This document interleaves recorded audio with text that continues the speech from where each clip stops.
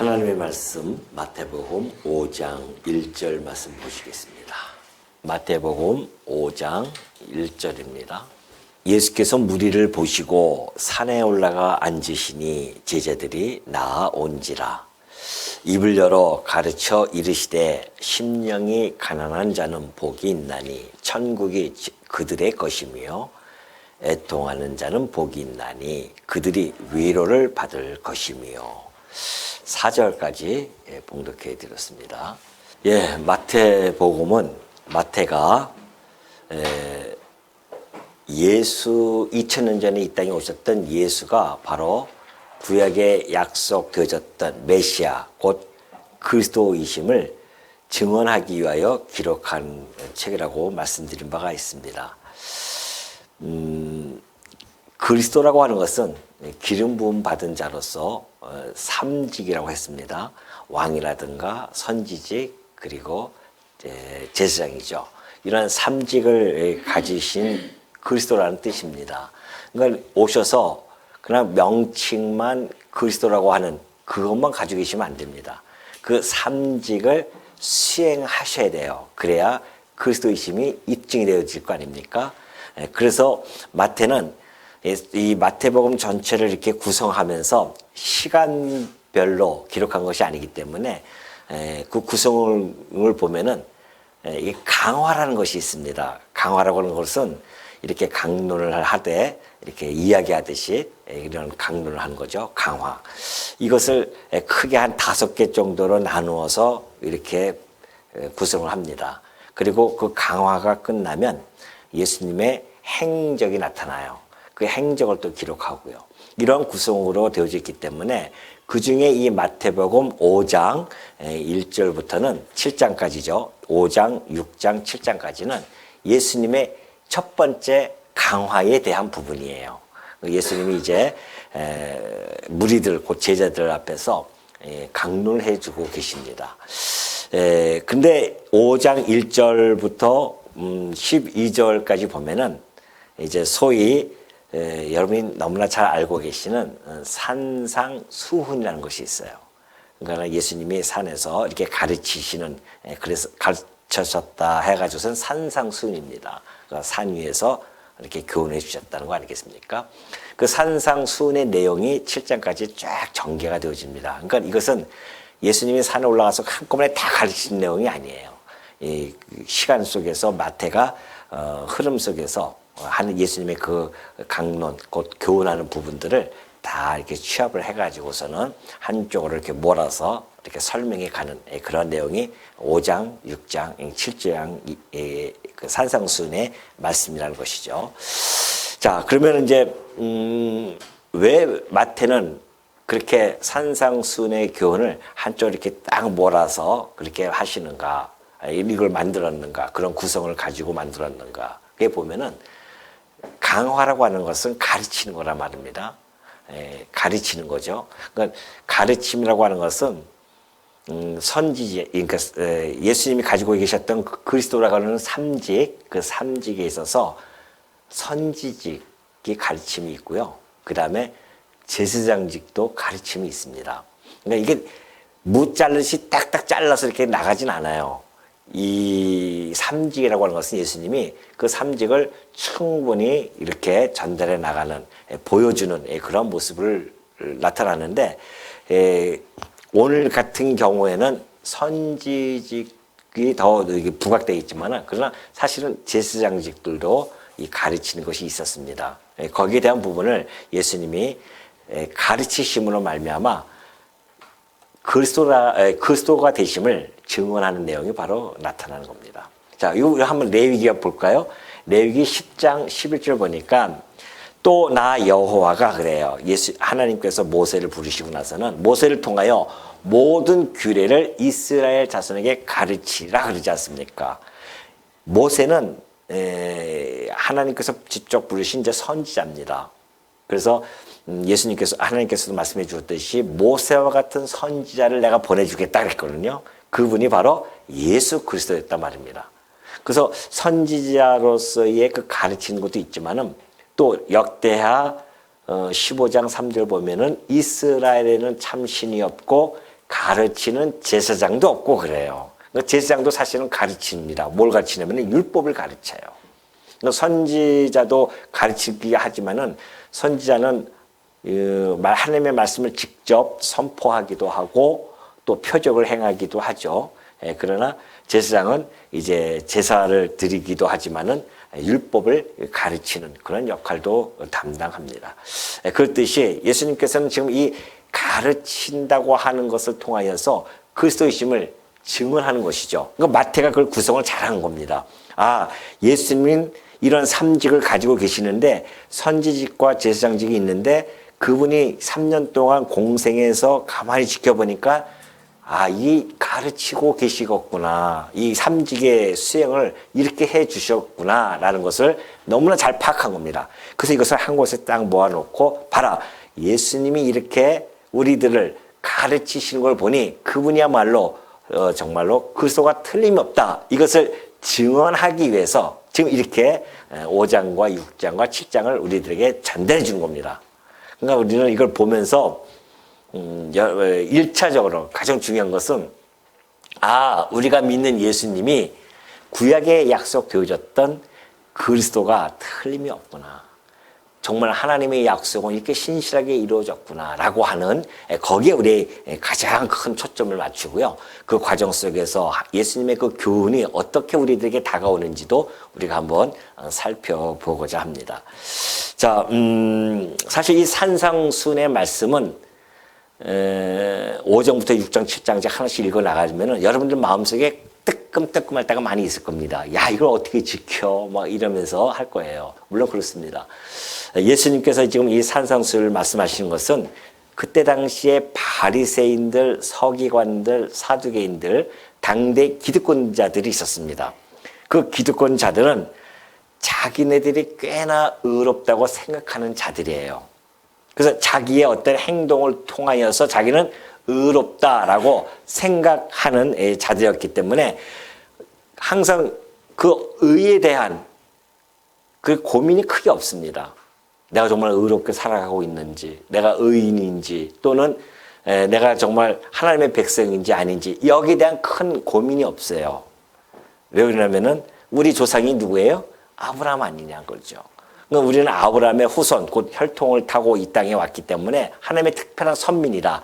그러니까 하나님의 선민으로서 우리는 천국은 뭐 따놓은 당상이다. 이렇게 생각을 했던 자들이 많이 있었습니다.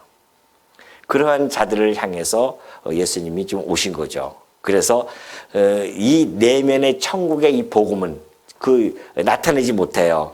그래서 마음의 변화도 없지만은 그냥 형식적인, 종교적인 형식적인만 갖추고 가지고서는 스스로 자족하면서 살아가는 그런 자들을 향해서 지금 아니다. 너희들의 의로는 천국에 갈 수 없어. 라고 하는 심판의 경고성을 띠고 이 산상수훈의 교훈을 해주고 있는 겁니다. 더 나아가서는요, 참된 의, 너희 의가 아니라 참된 의가 있다는 거죠. 곧 하나님의 의 아닙니까? 그 하나님의 의를 사모하고 추구하라는 겁니다. 왜냐면은 그 하나님의 의만이 참된 열매를 맺을 수 있기 때문에 그렇다는 것이죠. 그렇기 때문에 참된 의를 추구하고 사모해야 된다는 것을, 너희 의로는 안 된다는 것을 보여주는 내용이 바로 이 산상 교훈 내용입니다. 그래서 예수님께서 지금 말씀해 주셨듯이 이제 마태가 그러죠. 예수께서 무리를 보시고 산에 올라가 앉으시니 그래요. 무리를 쫙 보시고 산에 올라가 앉으시니 그래요. 산에 올라가서 가르치는 그런 모습을 마태가 하나하나 기록합니다. 우리 이거 흥미롭죠. 산에 올라가 앉으셨다. 또는 뭐 2절에 보면 입을 열어 가르쳤다. 이런 내용들이 그냥 기록한 것이 아닙니다. 분명한 마태의 의도가 이 안에 깔려 있습니다. 그걸 우리가 한번 살펴보자는 것이죠. 자, 먼저 산에 올라가서 많은 사람들이 산에 올라가 앉으시니 제자들이 나오죠. 그래서 이제 산에서 가르친다는 거 아니겠어요? 사실 모세가, 하나님께서 모세를 부르십니다. 산에, 시내산에서 부르셨죠. 거기서 선민들이 지켜야 할 율법을 하사하십니다. 그것처럼 이제 성부 하나님 그러셨는데 성자 하나님은요, 이 땅에 오셔가지고 산에서 당신의 천국 백성들이 살아가야 할 그 시민, 천국 시민의 법을 그 산에서 선포해 주고 계시죠. 그러니까 사실 구약에서 모세가 산에서 율법을 받아서 백성들에게 전한 것은 장차 성자 하나님께서 이 땅에 오셔서 당신이 천국 백성들에게 직접 그 천국 시민의 법을 가르쳐 줄 것에 대한 하나의 모형적인 모습이었다는 겁니다. 근데 예수님이 직접 오셔서 지금 그 일을 해가고 계신다는 것이죠. 그래서 특별히 산에 올라서 가르치는 것은 물론 평소에도 가르치지만은 지금 마태가 여기에 주목해서 하는 이야기는 바로 이 말씀 때문에 그렇습니다. 이사야서 40장 9절의 말씀을 가지고 마태가 지금 기록해 가고 있는 것이죠. 자, 아름다운 소식을 시온에 전하는 자여, 너는 높은 산에 오르라. 아름다운 소식을 예루살렘에 전하는 자여, 너는 힘써 소리를 높이라. 두려워하지 말고 소리를 높여 유다의 성읍들에게 이르기를 너희의 하나님을 보라 하라. 그래요. 이게 이제 이사야 선지자를 통해서 예언되어지는 하나의 내용입니다. 아름다운 소식을 전하는, 시온에 전하는 자가 있죠. 그런 자는 그 자가 높은 산에 오르라는 겁니다. 산에 올라서 왜? 다들 잘 알아들 수 있도록 거기서 아름다운 소식을 전하라는 겁니다. 그래서 힘써 전하라. 하나님을 보라. 그렇게 하라는 것이죠. 근데 예수님이 진짜 그 산에 오르셔서 지금 그들에게 이 천국 복음을 지금 전달해 주는 내용이란 말입니다. 그렇기 때문에 이 이사야 40장 9절의 말씀을 마음에 두고 마태가 지금 기록을 해가고 있는데 이 말씀이 지금 이루어지는 사건이었구나라는 걸 본 겁니다. 그래서 여기서 보면은 산에 올라가 앉으시니 그래요. 그래서 제자들이 나와요. 그래서 거기서 입을 열어서 가르치는 그런 모습을 보여주고 있습니다. 자, 이것도 마찬가지입니다. 입을 열어 가르쳐요. 그럼 우리가 가르치면 입을 여는 건 뭐 자연스러운 거 아니겠습니까? 그래서 예수님께서 가르치되 이렇게 하면 되는데 입을 열어 가르쳐. 여기에 주안점을 딱 두고 있는 거죠. 그럼 왜 입을 열어 가르치는가? 에스겔서 3장 27절에 보니까요. 그러나 내가 너와 말할 때에 내 입을 열리니 너는 그들에게 이르기를 주 여호와의 말씀이 이러하시다 하라 그래요. 그래서 들을 자는 들을 것이요 듣기 싫은 자는 듣지 아니하리니 그들은 반역하는 족속이라 그래요. 그러니까 지금 하나님께서 에스겔을 불렀어요. 에스겔 선지자를 불러가지고 내가 너와 말할 때에 내 입을 열 것이다. 그러니까 그 전의 내용은 하나님께서 에스겔 입을 딱 닫아놓습니다. 말을 못하게 해요. 그러다가 어느 순간에 이제 내가 그들이 있을 때에 그 족속들이 있을 때에 이스라엘 족속이죠. 내 입을 열 것이다. 내 입을 열면은 너는 그들에게 이르기를 여호와의 말씀이 이러하시다 하면서 딱 선포하라는 겁니다. 그러면 들을 자는 들을 것이에요. 듣기 싫어하는 자는 듣지 아니할 것이다 그래요. 그러니까 이 하나님의 말씀이 이런 건 무서운 겁니다. 전해요. 그럼 선포하는 겁니다. 하나님의 말씀은 선포입니다. 그래서 들을 자는 듣고요. 들을 귀가 있는 자는 들을 것이고 못 듣는 자는 못 듣는 겁니다. 얼마나 그 무서운 말씀입니까? 왜? 그들은 반역하는 족속이기 때문에 그렇다는 겁니다. 그러니까 이 세상에 많은 사람들이 우리가 복음을 전하면 어떤 사람은 듣기도 하고 어떤 사람은 안 듣는 자가 있어요. 어쩔 수 없습니다. 들을 자는 들을 것이고 듣지 못할 자는 듣지 못합니다. 복음을 우리가 선포하는 것이 설득이 아닙니다. 그러니까 여러분 복음 전하면서 막 괴로워하고 막 화가 나고 막 이럴 필요가 없어요. 그럼 전하셔야 기쁜 마음으로 전하면 들을 자는 들을 것이고 그럼 성령께서 움직여 가실 겁니다. 하나님께 맡기셔요. 그리고 우리가 할 일이 아니에요. 그거는 성령께서 그 마음의 씨앗에 말씀을 떠서 발화를 시키고 자라나게 하십니다. 들을 자들은 안 들을 자들은요 암만 해도 듣기 싫어하는 자들이 있습니다. 그건 반역하는 족속이기 때문에 어쩔 수 없어요. 이 세상 모든 사람이 태어나면서 하나님을 반역하면서 태어났기 때문에 어쩔 수가 없어요. 예수님도 오셔서 이 말씀을 전할 때 듣는 자가 있고 안 듣는 자가 있습니다. 그러니까 예수님이 그러잖아요. 들을 게 있는 자는 들으라. 이 말씀이에요 바로. 들을 게 있는 자는 들으라 하면서 예수님이 말씀하십니다. 근데 그때 당시에 바리새인들은 알아듣지 못해요.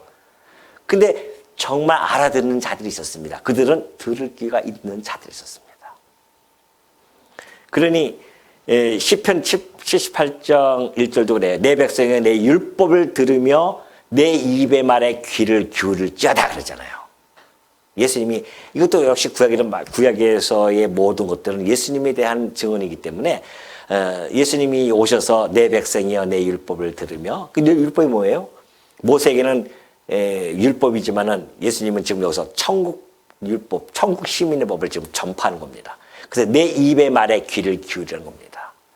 그러니까 마태가 이걸 너무나 잘 알고 있었기 때문에 그래서 2절에서 입을 열어 가르쳐 이르시되 그렇게 한 겁니다. 아, 이분이 바로 구약에서 입을 열어 가르칠 그리스도가 틀림없다. 이것을 우리들에게 생생하게 옆에서 목도했으니까 마태가 우리 후대들에게 생생하게 전달해야 될 거 아닙니까?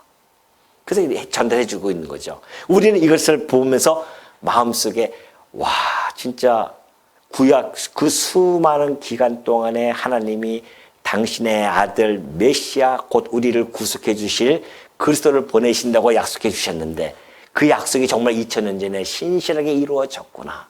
이것이 우리 마음속에 확 와닿는 겁니다. 이것이 와닿아야만이 하나님이 정말 살아계심에 대한 확고한 증명이 딱 떨어지는 겁니다. 이런 말씀들이 우리에게는 하나님의 존재 증명의 그 믿음을 한 칸 한 칸 좀 쌓아가고 있는 중이에요. 이거 없으면 우리가 알 수가 없는 거죠. 2000년 전에 예수님 보지도 못했는데 또 그때 당시에 예수님을 봤으면 이해는 돼요, 우리가. 정말 저분이 예수님이구나. 표적도 막 나타나는 걸 직접 보면은. 근데 우리는 지금 2000년이 흘렀어요. 예수님을 직접 볼 수 없단 말입니다. 말씀에 쓰여진 것만 우리가 확인하고 우리가 믿는 것인데, 근데 그 말씀에 보니까는 구약에 이렇게 할 자가 그리스도라 했는데 정말 신약에서 이렇게 하셨단 말입니다. 그대로. 그래서 우리가 믿는 거 아니겠어요?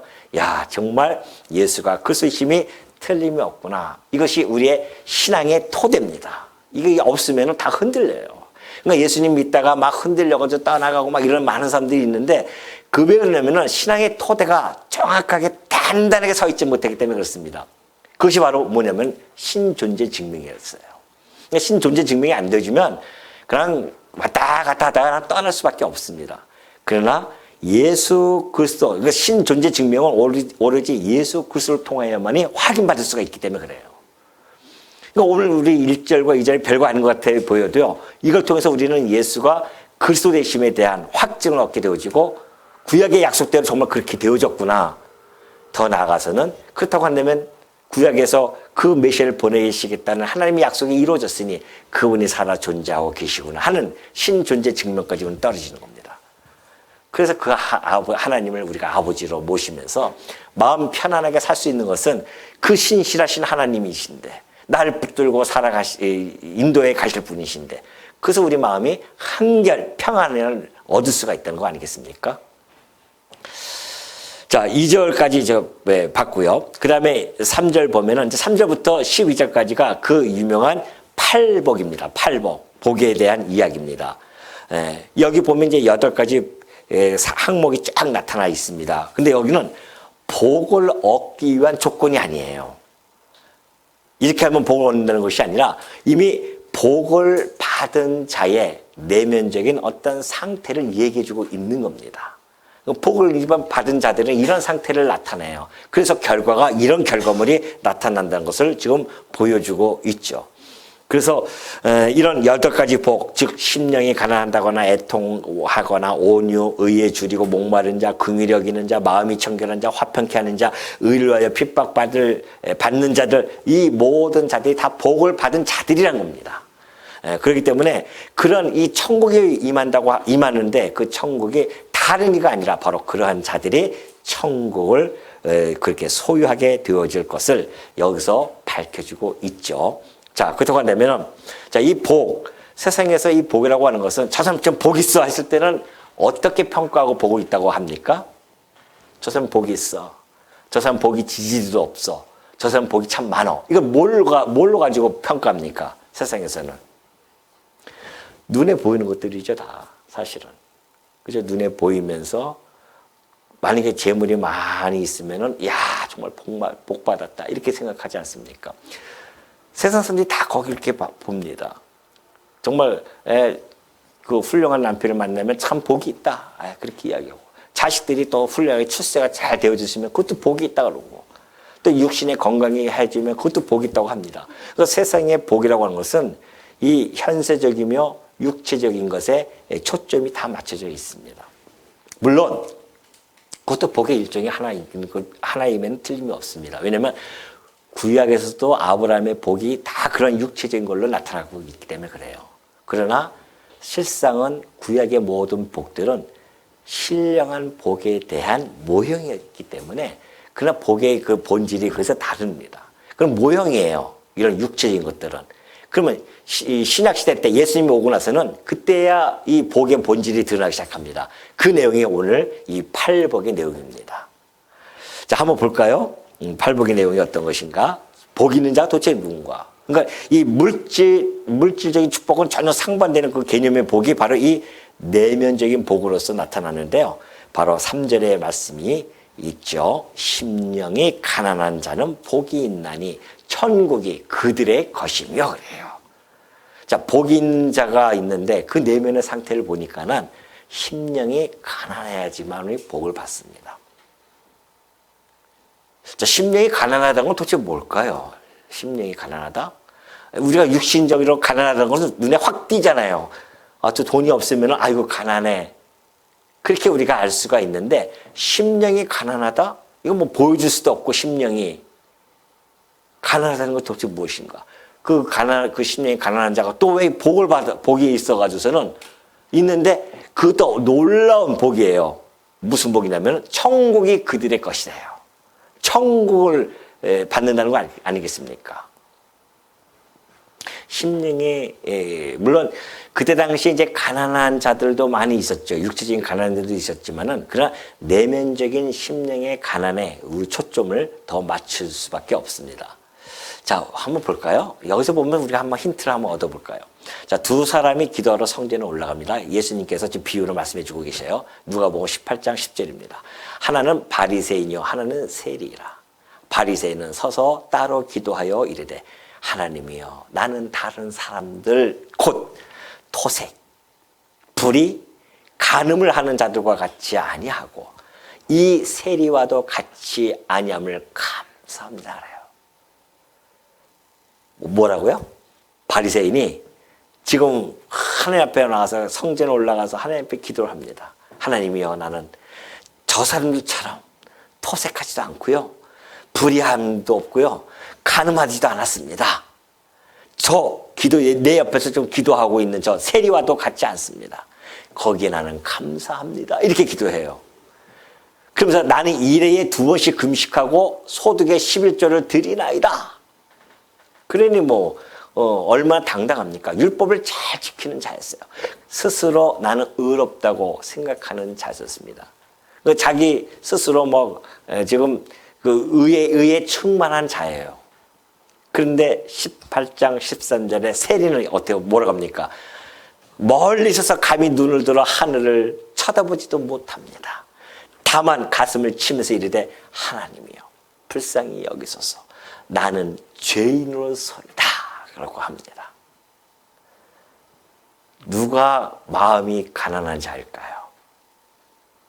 자기가 의롭다고 의에 충만한 자일까요? 아니면 죄인이라고 해가지고는 의가 없는 그 의에 굶주린 자, 의가 없는 그 빈털터리 같은 그러한 심령, 그러한 심령이 바로 마음의 심령이 가난한 자입니다. 그러니까 죄이죠. 이거는 이 4절과도 매우 이렇게 밀접한 관계가 있죠. 애통하는 그런 모습을 지금 보여주고 있지 않습니까? 이따가도 나오겠지만은. 그러니까 그럴 때에 예수님께서 내가 너에게 이르노니 이제 저 바리새인이 아니고 이 사람이 의롭다 하심을 받아요. 누가요? 나는 죄인으로서이다. 그래서 자기의 그 심령의 가난함을 가지고 하나님께 갈급한 자기의 영을 하나님께 구하는 마치 목마른 사슴이 뭘 찾아요? 시냇물을 찾듯이 오로지 그 영혼이 하나님을 찾게 갈급하는 이 세리처럼 자기는 하나님 없으면 안 되니까 자기 죄인이니까 어떻게 하면 좋습니까? 하나님께 자기의 그 심령의 상태를 지금 하나님께 토로합니다. 저는 죄인입니다. 저는 의에 대해서 아무것도 없습니다. 이럴 때에 하나님 예수님께서 이 사람이 의롭다 하심을 받고 가는 겁니다. 심령의 충만함을 얻는 거죠. 의롭다는 것은 뭐예요? 의로운 자들만이 천국을 소유할 수 있기 때문에. 그래서 그가 의롭다 하심을 받고 어떻게 됩니까? 천국을 소유하게 되어지는 겁니다. 그러니 그때 당시에 바리새인들은 자기네들은 심령이 가난하지 않아요. 왜? 자기들은 다 율법을 지켜서 의롭다고 생각하는 자들이 뭐 심령이 가난하겠습니까? 오히려 뿌듯해가지고 살아가는 자들이었습니다. 의에 굶주리지 않습니다. 그러나 정말 심령이 가난한 자들은 이런 마음을 가지고 있죠. 그래서 결국은 예수님에게 그런 의로움을 받는 이런 놀라운 축복을 받는 것을 우리가 확인할 수가 있습니다. 그러므로 심령이 가난하다고 하는 것은 정말 의에 굶주려 있는 자들, 그래서 죄인됨을 깨닫는 자들, 이런 자들을 심령이 가난한 자들이라고 하는 것이죠. 이러한 가난한 자들에게 복음을 전파하는 예수, 그가 곧 그리스도이심을 이사야 61장 1절에서 잘 전달해주고 있습니다. 자, 주 여호와의 영이 내게 내리셨으니 이는 여호와께서 내게 기름을 부어서 하래요. 이사야 선지자를 통하여 예언해 주신 바죠. 주 여호와의 영, 곧 성령이 내려오셔서 기름을 부음 받습니다. 어서 많이 본 좀 이 상황이죠. 우리가 앞전에 마태복음 초반에 예수님께서 기름을 그 성령으로 기름 부음 받는 그런 모습이 지금 영상되어집니다. 거기에 대한 하나의 이 모임이었어요. 자, 예언이었는데, 예언. 그러면서 가난한 자에게 아름다운 소식을 전하게 하려 하심이라. 예수님이 이 땅에 오신 것은 가난한 자에게 복음을 전하러 오신 겁니다. 물론 육체적으로 억압받고 가난한 자들이 그때 당시에는 많이 있었죠. 그들에게 복음을 전하러 온 것만은 또 틀림이 없습니다. 왜냐하면 억압받고 가난한 자들은 하나님에 대한 소망을 가질 수밖에 없었습니다. 그런 자들에게 복음을, 아름다운 소식을 전하게 되어집니다. 그래서 마음이 상한 자를 고쳐요. 포로된 자에게 자유를 주고 갇힌 자에게 노임을 선포하게 되어집니다. 나 여호와가 말하노라, 내 손이 이 모든 것을 지었으므로 그들이 생겼느니라. 무릇 마음이 가난하고 그래요. 그런 마음이 가난한 자들, 심령에 통회하며, 이것은 사절의 말로 있습니다. 애통하는 자죠. 심령에 통회하며 내 말을 듣고 떠는 자, 그 사람은 내가 돌보려니와 그래요. 하나님께서 하나님의 아들 그리스도를 이 땅에 보내실 건데, 그가 마음이 가난한 자들에게 돌볼 거라고 그렇게 예언이 되어져 있습니다. 예수님이 드디어 오셨어요. 예수님이 드디어 말씀하십니다. 심령이 가난한 자는 복이 있나니 천국이 그들의 것이다 라고 선포하십니다.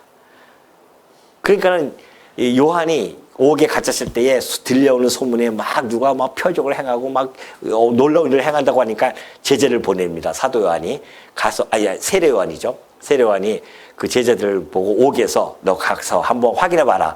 오시리가 그분인지 한번 확 물어봐라. 그래요. 그러니까 제자들이 와서 우리 스승께서 그렇게 물어봅니다. 혹시 당신이 오실 그입니까? 구약에 약속된 메시아입니까? 그리스도이십니까? 라고 묻습니다. 그때 예수님이 마태복음 11장 5절에서 이렇게 얘기해 주고 있습니다. 그래, 맹인이 보며 못 걷는 사람이 걸으며 나병 환자가 깨끗함을 받으며 못 듣는 자가 들으며 죽은 자가 살아나며 가난한 자에게 복음이 전파된다 하라. 딱 그렇게 이야기합니다. 그 얘기 뭐예요? 그래, 내가 오실 그 메시아 곧 그리스도다 라는 것을 선언하는 것이죠. 그러니까 예수님이 이 땅에 오셔서 심령이 가난한 자들에게 복음을 전하는 겁니다. 그래야 그리스도의 힘이 증명이 되어져요. 오늘 오셨듯이, 오늘 이 본문에 있듯이 심령이 가난한 자는 복이 있다고 복을 선포하십니다. 그들을 돌봐 주실 뿐만이 아니라 의롭게 되어지고 천국이 그들의 것임을 선포하는 것이죠. 오늘 여러분들도 우리도 심령이 가난해서 우리가 천국을 소유하게 되어진 것은 우리의 심령이 가난했기 때문에 그런 거 아니겠어요? 여러분 다 죄인임을 다 고백하고 예수님을 믿은 거 아니겠습니까? 아니, 내가 죄인인 줄 깨닫지 못하면 예수님을 믿을 필요가 없어요. 아니, 의원이 필요한 사람은 병자지, 몸이 건강한 사람이 무슨 의원이 필요하겠냐 말이죠. 죄인만이 그리스도를 필요로 하게 되어집니다. 자기가 의롭다고 생각하는 자들은요, 예수님 안 믿습니다. 그러니까 뭐라고 합니까? 차라리 내 주먹을 믿어라, 뭐 이런 헛소리들을 많이 하지 않습니까? 왜? 자기는 의인이라고 착각하기 때문에 내가 무슨 죄가 있다고. 근데 정말 내가 죄임을 꼬꾸라지는 자들만이 그러면 어떡합니까? 죄의 싹은 사망이라고 하는데 그때에 어떤 음성이 들립니까? 예수 그리스도를 믿는 자들. 그래서 예수 그리스도를 믿는 자들에게는 의롭다고 칭해주니 이것처럼 얼마나 큰 복음이 있겠습니까?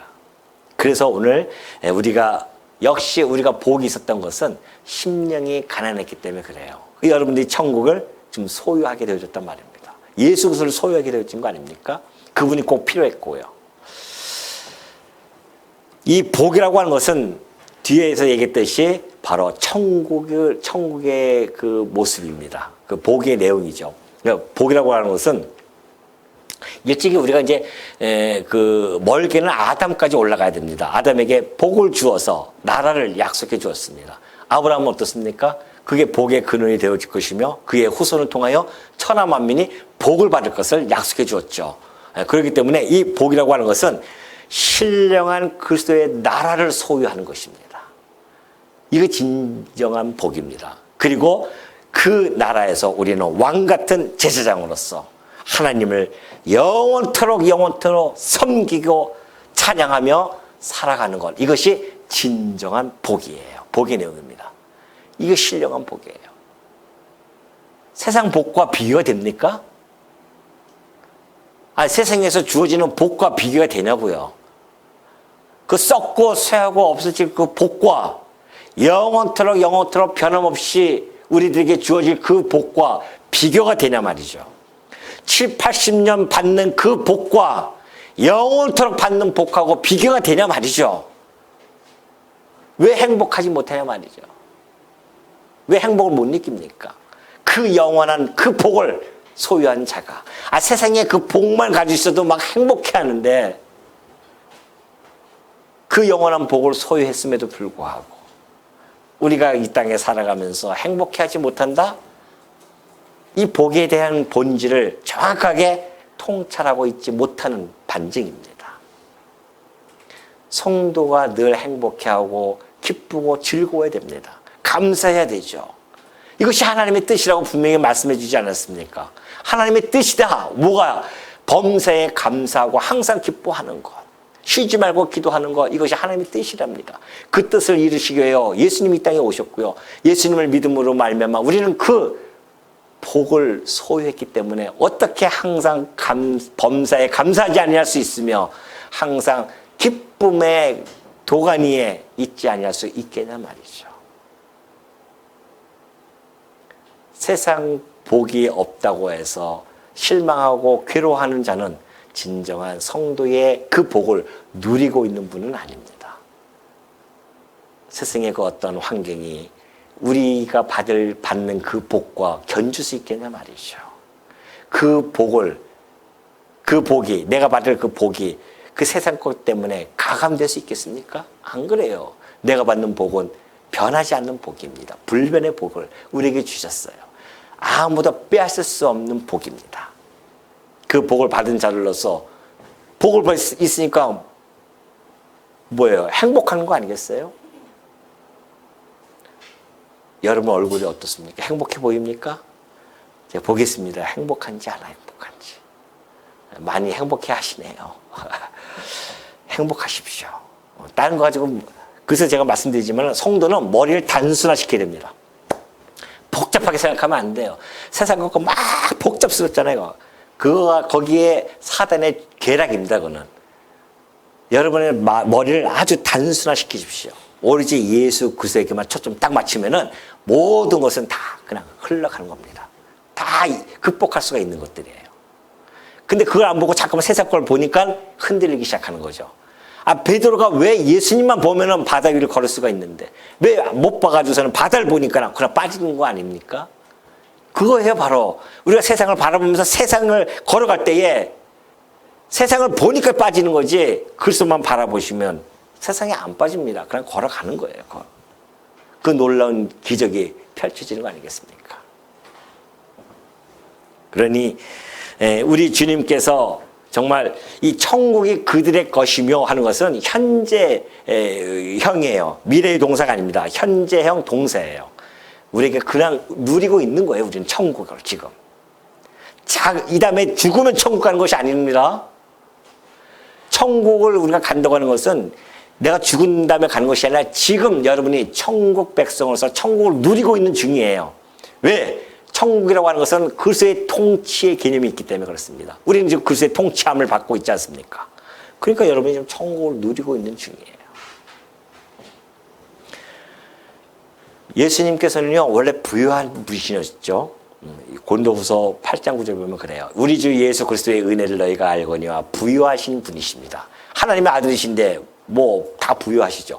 근데 너희를 위하여 가난하게 되셔요. 그 부유하신 하나님께서 성자 하나님께서 우리를 위해서 가난하게 되셔요. 어떻게 해요? 이 육신의 몸을 입고 이 땅에 오신단 말입니다. 가난하게 되셨어요. 그리고 그의 가난함, 그의 성육신으로 말미암아 그가 오셔서 십자가에서 죽으심으로 말미암아 우리는 부유하게 되어졌습니다. 이제는 심령이 가난한 자가 아니라 천국을 소유하게 되어졌으니 얼마나 부유합니까? 예수 그리스도를 통하여서 이 천국이 우리 것이 되어지고 우리가 이 땅에서 참으로 부유한 자로서 살아갑니다. 그러니까 바울이 그러지 않습니까? 바울이 살면서 얼마나 고생하고 힘들고 헐벗고 굶주렸습니까? 그럼에도 불구하고 우리가 가난한 자 같으나 그러잖아요. 그러나 실상보다 부유한 자다. 이 말씀이에요. 우리는 부유한 자들이에요. 부유하게 사십시오. 좀 부티나게 사시라고요. 얼굴 비나게 살지 마시고 근심 걱정하는 것은 비나게 사는 겁니다. 항상 행복한 얼굴을 활짝 피고 하나님께 모든 근심 걱정 맡기고 우리가 살아간다고 한다면은 우리 얼굴은 부티가 나면서 살아가는 거예요. 부티가. 4절 애통하는 자는 복이 있나니 그들이 위로를 받을 것이요. 그럽니다. 자, 애통하는 자는 복이 있다고 했습니다. 뭘 애통하는가? 물론 그때 당시에 이방 대적이라든가 또는 기득권자들에 의해서 경제적인 수탈을 당한다거나 또는 정치적 사회적으로 억압받는 자들, 이런 자들이 애통할 수밖에 없죠. 그러나 더 깊이 들어가면은 내면적인 그런 애통함이 있습니다. 그 애통함이라고 하는 것은 하나님과 인간 사이를 갈라놓은 그 죄가 있지 않습니까? 그 죄에 대한 애통함이 있어야 돼요. 그러한 자들에게는 복이 있는 겁니다. 복이 있다고 하는 것은 애통하는 자, 자기 죄로 인해서 애통하는 자들, 그러한 자들이 복이 있다는 사실을 잘 보여주고 있죠. 그래서 이사야 62장 2절에 보면은 나 여호와가 말하노라 내 손이 이 모든 것을 지었으므로 그들이 생겼느니라. 무릇 마음이 가난하고 어떻게 해요? 심령에 통해하는 자들. 심령에 통해해요. 그래서 자기 죄 때문에 심령에 통해해요. 그리고 내 말을 듣고 떠는 자, 그 사람은 내가 돌보려니와. 어떻게 돌본다는 게 뭡니까? 그와 가까이 한다는 거 아니겠습니까? 그를 갖다가 돌봐줘요. 위로해 준다는 거 아니겠어요? 그래서 애통하는 자는 복이 있나니 그들이 위로를 받을 것이다. 애통하는 자가 위로를 받습니다. 애통하지 않으면 위로를 받을 길이 없어요. 받을 이유가 없죠. 애통하지. 내가 뭐가 아쉬운데 뭐 위로를 받습니까? 그러나 정말 심령에 막 통해하고 죄 때문에 괴로워하고 애통한다고 한다면은 하나님께서 그를 위로해 주신다는 것이죠. 자, 예수님께서 이 땅에 오신 것은 그 애통하는 자들 위하여 이 땅에 오셨음을 잘 보여주고 있습니다. 사실 이 바벨론에 이스라엘 백성들이 끌려가요.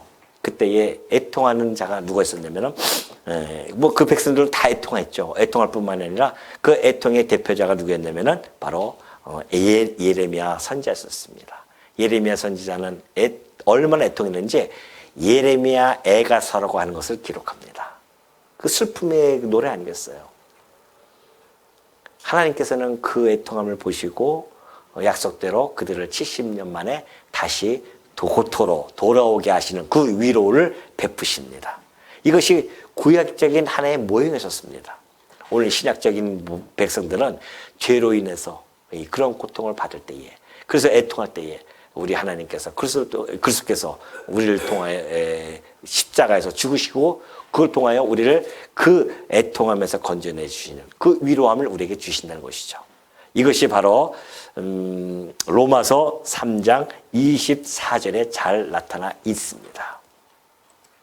자, 여기서 위로라고 하는 말씀은요, 파라칼레오라고 하는 단어입니다. 근데 그 파라라는 단어는 그 곁에라는 뜻이에요. 그리고 칼레오라고 하는 것은 부르다, 두다, 부르다, 두다 이런 뜻을 가지고 있는데, 그래서 위로한다고 하는 것은 자기 곁으로 이렇게 부르는 겁니다. 내 곁으로 와. 이것이 위로라는 뜻입니다. 애통하니까 슬프니까 가서 어떻게 해요? 내 곁에 와. 그러면 위로해 주는 거예요. 그럼 어떻게 위로를 받는가? 로마서 3장 24절의 말씀이 있듯이 그리스도 예수 안에 있는 속량으로 말미암아 하나님의 은혜로 값없이 의롭다 하심을 얻게 되어집니다. 이것이 바로 위로죠. 세상의 위로와 하나님이 주시는 위로는 전혀 다릅니다. 성삼위 하나님의 위로가 우리들에게 있죠. 그게 위로가 뭐냐면 바로 칭의의 위로입니다. 칭의의 위로예요. 이것은 곧 성자 하나님, 성자 하나님에 의해서 이루어지는 겁니다. 십자가에서 우리를 죽으셔요. 우리는 그걸 믿어요. 그래서 우리가 의롭다 칭함을 받죠. 이것처럼 큰 위로가 어디 있습니까? 애통하다가 내 죄 때문에 애통하다가 예수 그리스도를 믿음으로 말미암아 내가 의롭게 되어졌다? 이것처럼 큰 위로가 어디 있어요? 예수 그리스도와 합하여져서 연합되어져서 그렇게 해서 부르셔가지고서는 우리를 그래 너 의롭다 칭해줄게 라고 하는 그 위로의 말씀을 들었는데 얼마나 위로가 되지는 말이죠. 근데 내가 죄가 있는지 없는지도 몰라가지고서는 애통도 안 해요? 그러면 위로가 필요 없는 겁니다. 그 위로 없이 살다가 그냥 불못에 던져지는 것이고, 우리는 이 칭의의 위로함을 받은 자들입니다. 성자 하나님을 통하여서.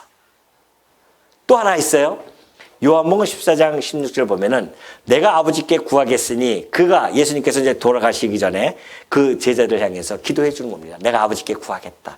그가 또 다른 보혜사, 나 말고 또 다른 보혜사를 너에게 보내줄 거야. 그런데 너에게 주는데 영원토록 너희와 어떻게 한다? 함께 있을 거야. 임마누엘 하러 오셨던 예수님께서 이름이 임마누엘 아니십니까? 근데 이제 너희들과 떨어져 내가 갈 거야. 그러나 내가 떠난다고 해서 아주 떠나는 거 아니다. 내가 또 다른 보혜사를 너희에게 보내줄 것인데 그가 영원토록 너희와 함께 할 것이다. 그 다른 보혜사는 곧 진리의 영. 그는 진리의 영이야. 곧 그리스도의 영이란 말입니다. 세상은 능히 그를 받지 못하나니 이는 그를 보지도 못하고 알지도 못합니다. 그러나 너희는 그를 아나니 그는 너희와 함께 거하시며 또 너희 속에 계시겠습니다. 그래서 우리로 하여금 진리를 깨닫게 하시고 하나님의 백성으로 살아가도록 해주시는 그 위로가 있습니다. 이것이 바로 뭐예요? 성화의 위로입니다. 이것이 성령 하나님이셔요. 성령 하나님에 의해서 우리는 위로를 평생 영원토록 받는 겁니다. 성령께서 우리와 함께하고 계시잖아요. 우리 곁에 우리를 부르셔가지고서는 우리와 함께 하시면서 우리를 갖다가 성화, 거룩하게 변화시켜 나가, 의로운 자들을 거룩하게 변화시켜 나가시는 그 성령 하나님의 위로. 또 하나의 위로가 있습니다. 요한계시록 21장 13절에 보면 그래요. 내가 들으니 보좌에서 큰 음성이 나서 이르되 보라 하나님의 장막에 사람들과 함께 있음에 하나님이 어떻게 해요? 그들과 함께 계시리니. 그들은 하나님의 백성이 되고 하나님은 친히 그들과 함께 계셔서 모든 눈물을 그 눈에서 닦아주시니 다시는 사망이 없고 애통하는 것이나 곡하는 것이나 아픈 것이 다시 있지 아니하리니 처음 것들이 다 지나갔습니다다. 보십시오. 애통하는 것이 없어요 이제는. 우리는 그동안 애통했지만은 이제 애통할 것이 없다. 하나님이 그들과 함께하고 계시기 때문에 우리를 부르셔서 곁에 부르셨기 때문에 하나님 곁으로. 그래서 이제 더 이상 애통도 없고요. 곡하는 것이나 아픈 것도 없는 그런 위로가 세상에 어디 있습니까? 이 땅에 얼마나 우리가 살아가면서 아픔 속에서 살아갑니까? 조그만 바이러스에 의해서 감염돼가지고 죽는 사람이 얼마나 많이 있습니까? 제가 이번 주에 우리 이제 좀 그 초상이 있어가지고서는 제가 이제 그 장례를 전체를 주관해가지고 했었거든요. 했는데 그 장례식장 가가지고서는 뭐예요? 그 납골 그 화장터 서울에는 이제 저쪽 그 시립 벽제가 있거든요. 벽제 화장터에서 갔는데 그 화장하면서 화장을 들어갈 때에 얼마나 슬픕니까? 그러니까 막 애곡하고 난리가 났어요. 막. 거기 하루 종일 있다가는 정말 뭔가 나도 막 이상해질 것 같아요. 얼마나 우는지 계속 우는지. 저는 그 발인할 때에 그 얘기를 했거든요. 우리는 과도하게 슬퍼하지 맙시다. 바울이 얘기했듯이 우리에게는 데살로니가 그걸 말씀드리면서 위로 이걸 가지고 우리는 위로 받으라고 했다. 부활을 우리는 있기 때문에 한 줌의 흙으로 돌아가는 현장 속에서 너무 애곡하지 말고 우리는 그것에서 오히려 하나님의 영광, 부활을 시키시는 그 하나님의 영광으로 위로를 받는 것. 그 위로를 우리에게 주셨지 않습니까? 그러니까 성도에게는 영화의 위로를 주십니다. 누가? 성부 하나님께서. 성도가 받는 위로가 얼마나 큽니까? 이 땅에서 그 조금 뭐 울면 와서 아이고 어깨 두들기고 그 정도 위로가 되겠습니까? 진정한 성도의 위로는 성자 하나님의 위로가 있고요. 성령 하나님의 위로가 있고 성부 하나님의 위로가 있는 겁니다. 누구에게? 애통하는 자들에게. 그래서 우리에게 복이 있다는 겁니다. 우리가 죄 때문에 애통하면 우리 주님께서 의롭다 칭해줬고 우리 갖다가 죄 가운데 살아가는 속에서도 성화 거룩하게 변화시키게 해주시고 결국 우리를 영원롭게 해서 우리를 영원토록 위로해 주시는 그 하나님의 위로가 우리 성도님들과 함께 있다는 것이 우리에게는 얼마나 뭐하는 일이다? 행복한 일이냐 말이죠. 그러니 우리가 복이 있습니까? 없습니까? 여러분이 가슴속에 복덩어리가 이만큼 있는 줄 믿습니까? 복덩어리가 맞는 말이에요. 하나님이 주신 우리 이 복이 우리 안에 가득 차 있다는 사실을 여러분 마음속에 꼭 간직하시고 마음속에서 하나님이 주신 이 복을 이 땅에 7, 80년 잠시 왔다 가는 세상 속에서요. 복 잃어버리지 마시고 복 잃어버리진 않아요. 잊지 말라 말입니다. 그 복을 누리시는 우리 성도님들이 되어주시기를 축원드립니다.